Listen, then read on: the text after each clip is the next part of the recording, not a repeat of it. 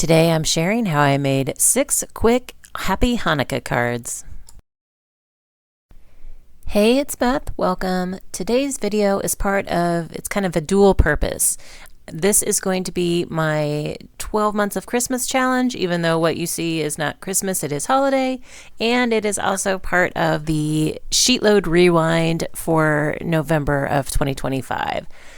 So I am making a set of Hanukkah cards today. I have some pattern paper. It's a digital set that I bought from Creative Fabrica. I will link it down below if you are interested. And for the rewind, we are using the SheetLoad from November of 2021. This is a playlist which will also be linked in the description box below. So the SheetLoad itself calls for using 8.5 by 11 cardstock, but I wanted to use 12 by 12 because that's the color that worked best with my papers. So what I did is I just cut 2 1/4 inch strips, and then I think I just kind of worked through the whole sheet with 2 1/4 inch strips and was able to get both of the cardstock pieces out of one sheet of 12 by 12. And then I'm jumping into my pattern paper, cutting the first sheet according to the cutting guide on the SheetLoad, and then I do cut the other 5 sheets the same way. So this SheetLoad does call for 6 sheets of pattern paper, and it yields 6 cards. So again, the Rewind team is in the playlist linked in the description box below, so you can kind of hop through, see how everybody used the older SheetLoad.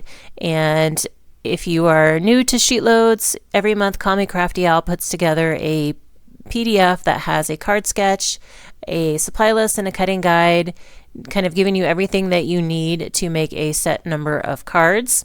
And after, I think, 2 years, the SheetLoads go into the vault. And so the Rewind team pulls some of those older SheetLoads out of the vault temporarily. So if you are new to SheetLoads and you do not have the November 2021, check the video link from Alicia in the description box below. She will tell you how you can get that for a short period of time before it goes back into the vault. So if you're kind of new to the SheetLoad, following along with the rewinds is a great way for you to kind of be able to get some of those older SheetLoads that are in the vault. And another way you can access older SheetLoads is if you become a channel member to Call Me Crafty Al's channel. One of the perks for one of the levels is you get free access to all of the past SheetLoads. So something to keep in mind. But again, we are working with the November 2021 SheetLoad today. So I mentioned this is also part of my 12 months of Christmas challenge. This is something that I started doing to motivate myself to work on Christmas or holiday projects throughout the year rather than saving them till I work. Most of my projects are for our fall craft shows, and so rather than waiting until that time to start creating all of my holiday projects, I'm trying to be better about spreading that throughout the year. My friend Kathy, who is Stampin' Cat over on Instagram, is joining me for that challenge, so I will link her Instagram in the description box below so you can hop over there and see what she made this month as well. But again, this month I'm veering a little bit. It's still a holiday project. It is just a different winter holiday.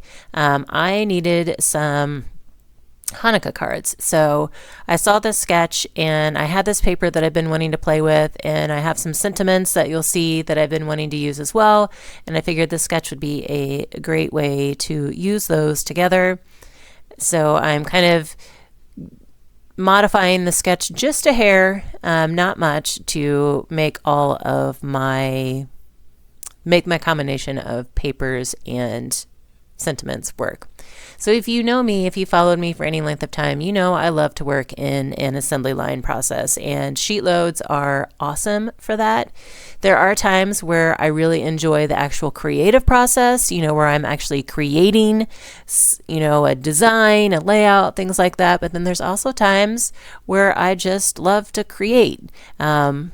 And this is one of those times where it's just kind of fun to put the papers together, to play with the papers and not have to stress about what I'm going to put where, and all of that, the stress that can go into getting a project started and figuring out how it's going to lay out. So sheet loads are awesome for that, and they also just totally speak to my methodical assembly line process kind of brain. So you'll see that I kind of work in steps. I don't necessarily, the process changes a little bit, and it will change from sheetload to sheetload for me. Sometimes I just work on one step across all of the cards. Sometimes I will, like here, I kind of work on a couple steps on a couple cards, and then we'll move to the next set of cards, and then, do each step card by card. So it's still an assembly line process, but it does vary for me on the sheet load or kind of on the step that I'm on. But for me on this particular part, it was easier because I had sorted out which strip panels I wanted on which card bases, because I want to make sure that each of my paper patterns is represented on each card. So rather than run the risk of getting confused or something out of place and me putting the wrong panel on the wrong card, it is just easier for me to work in a smaller batch here. So that is kind of my weird brain reasoning on why I'm doing it the way I'm doing it for this particular step. So the sheet load for November of 2021 called for a strip going across the middle and a circle bunch of thread kind of behind that strip. And before I get to that part though, I wanted to show you that I made this a no scrap sheet load because I was able to use that extra strip that was on the 4-inch piece that I cut off on the inside of all the cards. So every card has a little bit of fun on the inside, and I had no scraps left, no pattern paper scraps left from this sheet load. But the sketch calls for that strip to have the sentiment on it, and then you have kind of that wreath or bundle of thread circled up behind the strip. So what I am going to do instead is I have a circular sentiment, and I just had some cardstock that I cut into the strip. So I kind of flip-flop that. Number one, I don't have thread that would work really well for like a stiffer thread that would work really well in that bunch behind the strip. And then I also wanted to be able to use these sentiments. So these sentiments are also from Creative Fabrica. So I'll link the sentiments and paper in the description box below for you.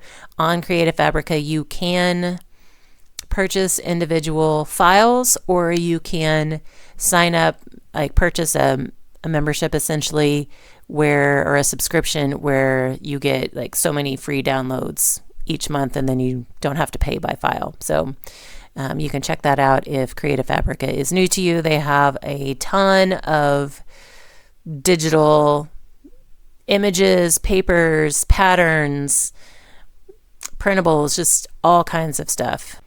I could literally just spend hours kind of looking through that site and all of the fun things that they have on there. But anyway, I'll have those linked in the description box below for you. But I did add some of my scrap yellow cardstock on the back left end of my strip here, since it is going off the edge of that kind of thin strip on the front center of the card. But I'm not pressing down that angled end on the right, so I'm not worried about leveling that out. I'm just going to kind of let that be free. I have my sentiments that I cut into a 2-inch with a 2-inch circle punch, and then some more of that yellow cardstock that I punched with a 2¼ inch circle punch. And I'm just going to layer all those up, and then we'll add those to the fronts of the cards. And again, like element wise, I stayed pretty true to the sketch. I just changed what my circle element was and how I used that strip. So if I were to draw this out, it would still look very similar to what Alicia had. So I didn't deviate too much. But we'll get these finished up and then you can see all 6 of my cards. And a reminder to check the links in the description box below for more information on the November 2021 SheetLoad, the playlist for today, Kathy's link over on Instagram, and the Creative Fabrica items that I used for my cards today. Hope you enjoyed, got some inspiration. I had fun making these. As always, I thank you so very much for your time and hope you all have a very crafty day.